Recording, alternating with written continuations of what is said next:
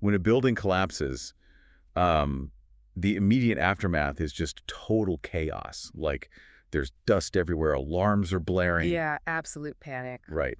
And the very first instinct for anyone standing in that rubble is usually to just start grabbing at the broken pieces. You Yeah. just want to stack them back together as fast as possible. Just to make it look like a house again?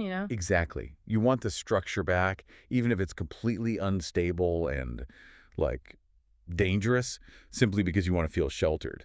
But, I mean, any structural engineer will tell you that you just cannot rebuild on a shattered foundation. You have to clear the site completely first. Yeah. And that is exactly what we are looking at today, applied directly to human psychology. It's such a perfect metaphor for it, honestly. Right. So if you are tuning in as someone we like to call the learner, whether you're actively standing in the rubble of a breakup right now, or maybe you're trying to support a friend who just had their heart smashed. Or honestly, even if you are just endlessly fascinated by the mechanics of, human resilience and recovery, Totally. This deep dive is built for you. we are pulling from a highly specific, very practical blueprint today. We're diving deep into the framework from Susan J. Elliott's acclaimed book, Getting Past Your Breakup. And the subtitle really says it all. How to turn a devastating loss into the best thing that ever happened to you. Yeah, and the approach here completely bypasses the typical cliches. It's not about just giving it time or like eating ice cream until the pain fades. Which is crucial, because the mission for today's deep dive is not about figuring out how to merely survive heartbreak. Anyone can just wait out the clock until the acute pain dulls into a persistent ache. Yeah, just existing with it. Right.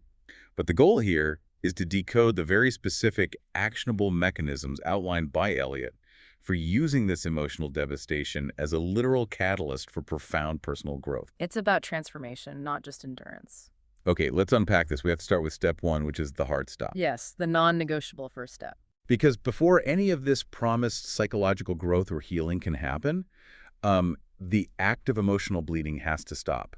The fundamental premise is that you cannot heal in the exact same environment that broke you. And the mechanism for stopping that bleeding is what Elliott defines as the absolute non-negotiable no-contact rule. Which people hate. They really fight this No, one. they fight it so hard. And people very frequently misinterpret this too. They assume no contact just means like declining invitations to grab coffee or not calling late at night. Right, like just keeping physical distance. Exactly. But the framework is much more rigorous and for a very specific physiological reason. This means a zero digital footprint. Zero. No stalking their social media from a burner account. No checking their Venmo transactions to decode like who they are buying drinks for. Oh man, the Venmo stalking is so real. It is. And no text messages to say happy birthday or, I saw this meme and thought of you. Right. It is the complete, total, and uncompromising end to the cycle of engaging with the ex in any format. It's a complete quarantine. Right. And it makes total sense when you think about it, like treating a physical wound. It's like trying to heal from a severe case of food poisoning while keeping a stash of the bad food right there in your fridge. Oh, that's gross, but yes. Right. Just in case you want a little nibble. Yeah. You are continuously reinfecting yourself every single time you reach out or check their status or look them up. And on a neurological level, that is quite literally what is happening. Wait, really? Like physically? Oh, absolutely. A breakup triggers the exact same centers in the brain as physical pain and addiction withdrawal. Wow. Yeah.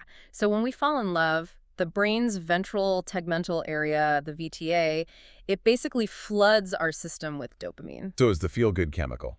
Exactly. And it's the exact same reward pathway associated with severe substance addiction. So when a breakup occurs, you are plunged into acute chemical withdrawal. Oh, that's wild. So you're literally detoxing. You are. So when you check their Instagram, you aren't just being curious. You are seeking a tiny toxic hit of a drug you are actively trying to detox from. It's a relapse. It's 100% a relapse. You're resetting that neurological withdrawal clock back to zero every single time you engage. But wait, I have to push back on this a bit because you hear a counter-argument to this all the time. Sure, let's hear it. What if they just want to be friends? Two people break up and immediately announce, oh, we're going to stay best friends. We still care about each other so much. Ah, yes. The let's be friends trap. Right. Because isn't remaining friends the mature, highly evolved thing to do? Like, doesn't cutting someone off completely just seem bitter? Or like you're creating unnecessary drama? Well, what's fascinating here is the neurological and emotional reality underneath that specific desire to be friends. Okay, what is it? Attempting an immediate friendship is almost universally a disguised bargaining tactic. The bargaining tactic. Yeah, it is a psychological buffer Mm. designed to keep the person in your life so you can avoid the sharp, agonizing pain of their total absence. Oh, wow. So you're just softening the blow for yourself. Yeah. Exactly. But neurologically, your brain hasn't uncoupled. You still retain all the expectations, the deep attachments, and all the emotional triggers of the romantic relationship. You haven't actually moved on at all. Not even a little. Trying to transition straight into friendship keeps you trapped in the past. It completely prevents the necessary untangling of your identity from theirs. That makes a lot of sense. You physically and psychologically cannot build a new life while you are still emotionally tethered to the ghost of your old one. Wow. So that immediate let's be friends pitch is really just the emotional equivalent of sneaking a cigarette while you're trying to quit smoking. That is the perfect way to put it, yes. It relieves the panic in the short term, but it utterly destroys the long-term goal of getting healthy. Exactly. And that brings up the terrifying reality of what happens when you actually succeed at no contact. Mm. Because by removing the X from your phone in your physical space, you create a massive void. And human psychology abhors a vacuum. It really does. When the dopamine hits of those text messages suddenly stop, the silence rushes in, and with it comes the uninvited guest, grief. Yes, grief absolutely fills that vacuum, and Elliott's framework leans heavily on the foundational wisdom of Elizabeth Kubler-Ross to explain this phase. Right, the 5 stages of grief. Exactly. Grief is characterized as this strange, uninvited visitor that just sets up camp in your living room and refuses to leave. Just sitting on your couch, eating your snacks. Pretty much. But the crucial insight here is that grief is not a passive waiting game. It's not a storm that just happens to you while you hunker down in the basement. Okay, so what is it then? It is a highly active, totally nonlinear process. You have to intentionally lean into feeling the pain rather than deploying clever strategies to avoid or outrun it. So, what does this all mean for someone who tries to just stay busy to avoid the pain? Oh, the overfunctioners. Yeah, you know exactly the type. The person who suddenly starts working 80-hour weeks, taking up 3 new intense hobbies, and going out every single night, immediately following a breakup. The ones running a marathon suddenly. Right. Are they basically just hitting the snooze button on their grief? Because I imagine, like, the body keeps the score, right? And that emotional debt always comes back to collect. It comes back with massive interest. Massive interest. Oh, man. When we suppress grief, when we hit that emotional snooze button by overworking, over-socializing, or immediately jumping into a rebound relationship to replace that lost dopamine, that energy doesn't evaporate. Where does it come? It literally gets stored in the body's nervous system. The unexpressed trauma keeps your body trapped in a low-grade fight-or-flight state, But- just constantly pumping out cortisol. So you're just physically stressed out constantly. Yes. Yeah. And over time, that suppressed grief resurfaces, almost always masking itself as chronic anxiety, as inexplicable anger outbursts, or as deep-seated depression, sometimes years down the line. Wow.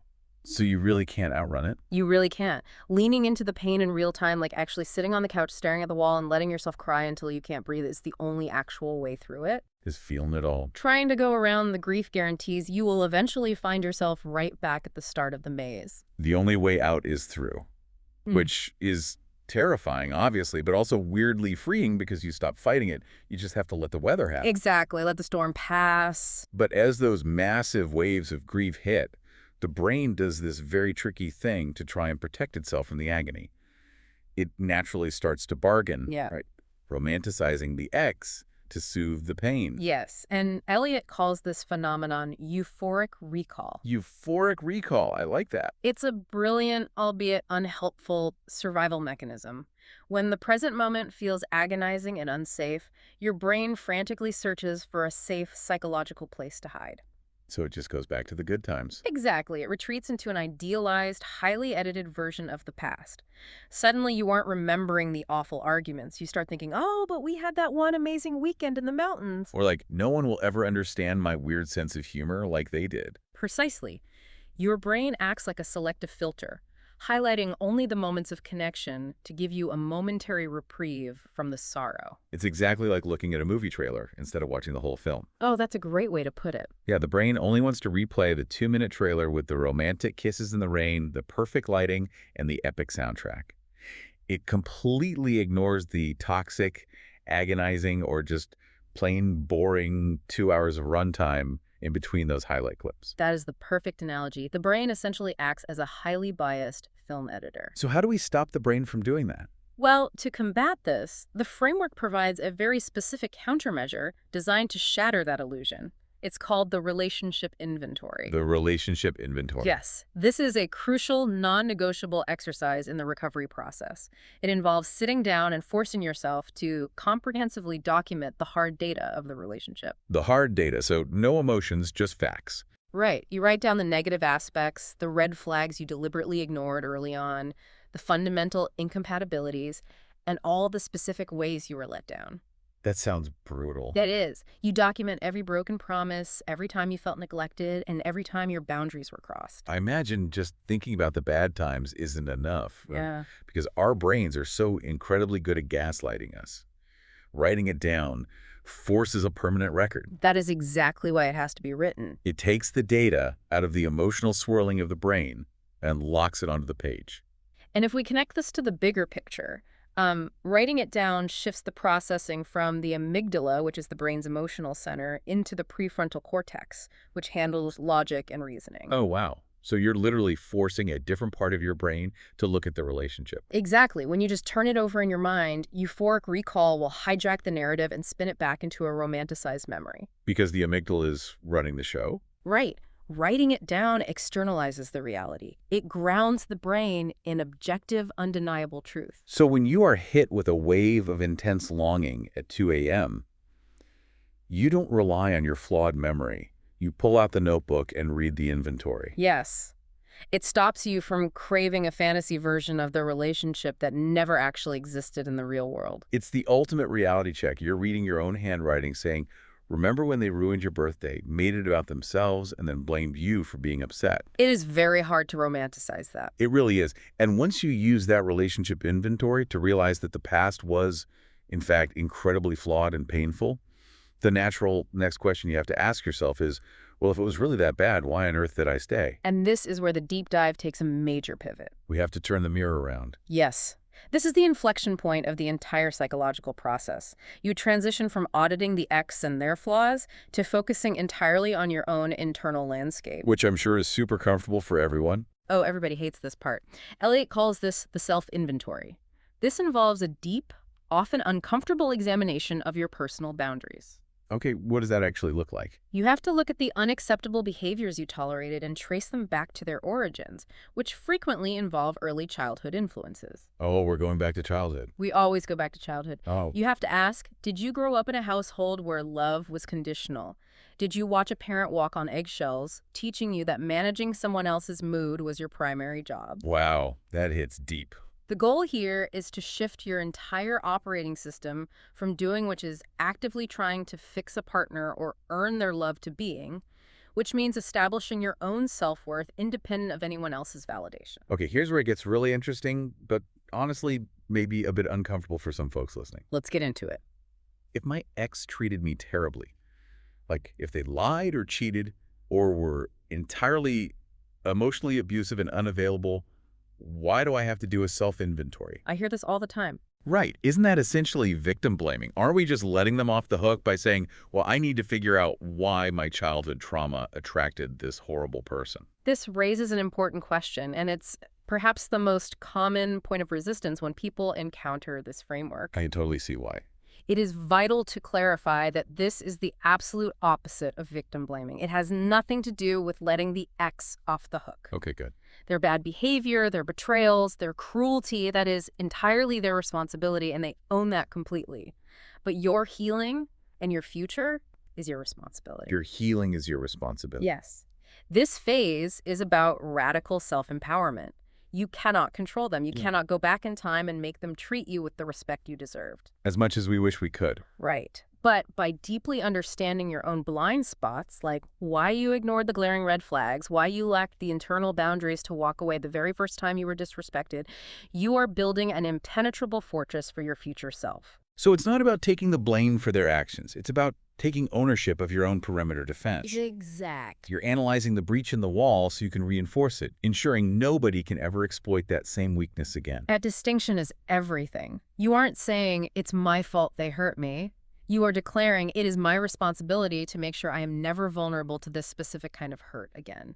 That is such a powerful shift in mindset. And when you do that, when you combine the raw, unvarnished reality of the relationship exposed by the relationship inventory with the profound self-awareness generated by the self-inventory, you reach the final, most transformative phase. The alchemy. The alchemy. It's the perfect word. In historical terms, alchemy was the magical process of transmuting base metals, like heavy, useless lead, into pure gold. Right. In this framework, you are taking the heavy, toxic pain of a shattered life and transmuting it into something incredibly valuable. Yes, and this is where you achieve the bold promise of the book's subtitle, turning a devastating loss into the best thing that ever happened to you. How do we actually do that, though? Like, what does the alchemy look like in practice? The final phase detailed in the framework is about building a completely new, self-centered life. Self-centered, which usually has a negative connotation. It does, but Yeah. self-centered here is used in the healthiest, most vital way possible. Centered on the self, rooted in your own values and desires, rather than endlessly orbiting around the gravity of a partner's needs. Right. When a long-term relationship collapses, the physical and emotional real estate of your life is suddenly terrifyingly empty. All the hours you spend managing their anxiety, arguing, or compromising your own desires are just gone. It's a massive void. It's a massive void, but it's also a staggering opportunity. So it's essentially using the devastation of a breakup as the ultimate catalyst for a total life audit. Like, you get to look at the blank slate and decide what actually gets to come back into your life. Precisely. The destruction of the old life, the old compromises, the old anxieties about keeping that person happy, all of that rubble is cleared away. The foundation is cleared. Yes. You now have the blank space required to build something far more authentic. Instead of spending 15 hours a week analyzing your partner's distant behavior, you redirect that exact same energy into building a business, learning a new language, or cultivating deep, meaningful friendships that actually pour back into you. You start exploring what you actually like doing on a Sunday morning when you aren't trying to appease someone else. Exactly. You essentially get to meet yourself again, but as a much wiser, more grounded, and fiercely protected person. You stop looking at the breakup as the failure of a relationship, and you start viewing it as a graduation. A graduation, I love that. You've graduated into a much higher standard of living and self-respect. And that's why people who truly commit to this grueling process look back on their most agonizing breakups and genuinely say, that was the best thing that ever happened to me. Because they wouldn't be who they are without it. Right, because without that acute pain, they would have stayed stuck in a mediocre or toxic situation forever, slowly shrinking themselves to fit a container that was far too small. The pain was the alarm clock waking them up to their own immense potential. That is incredibly powerful. Let's do a quick flyover of this journey we've just mapped out for you. Okay, let's recap. To actually use heartbreak for growth, rather than just surviving it, you have to start with the hard stop, strict, absolute disengagement with the no contact rule. You cut the dopamine supply line. No digital stalking. No let's be friends bargaining. And removing that noise allows you to face the uninvited guest. You actively grieve. You sit with the pain in real time, letting the cortisol and the sorrow process through your physical body instead of hitting the emotional snooze button and letting it fester into chronic anxiety. Next, you shatter the illusion. You fight the brain's natural tendency toward euphoric recall by physically writing out the relationship inventory, getting all those red flags and letdowns out of the emotional center of your brain and locking them onto paper as objective data. Which creates the clarity needed to turn the mirror inward with the self-inventory. You dissect your childhood influences and figure out exactly why your boundaries were compromised in the first place, radically empowering yourself to protect your future. And finally, the alchemy. You take all that newly cleared real estate, all that reclaimed time and emotional energy, and you build a life that is entirely centered around your own authentic needs and a much higher standard of self-respect. You graduate. It is a phenomenal, deeply psychological blueprint. It demands a lot of hard, uncomfortable work, but the return on investment is a completely renewed sense of self. It really is. Thank you all for joining us on this deep dive. Before we let you go, I want to leave you with one final thought to mull over as you move forward. Something to sit with. Exactly. Yeah. Something to consider when the grief feels particularly heavy and you find yourself staring at the ceiling. Think about this. What if the profound heartbreak you're feeling right now isn't actually about missing your ex, but about mourning the version of yourself you were so desperately trying to be for them? You were working so hard to fit into their mold, contorting yourself just to keep the structure standing. And if that exhausted, compromising version of you is finally gone, who do you have the freedom to become now? That is a really beautiful way to look at it. You're not just standing in the rubble of a collapsed building. Yeah. You're standing on the foundation of whatever you choose to build next. A truly beautiful question to carry with you. Take care of yourselves out there. Keep learning, keep building, and we will catch you on the next deep dive.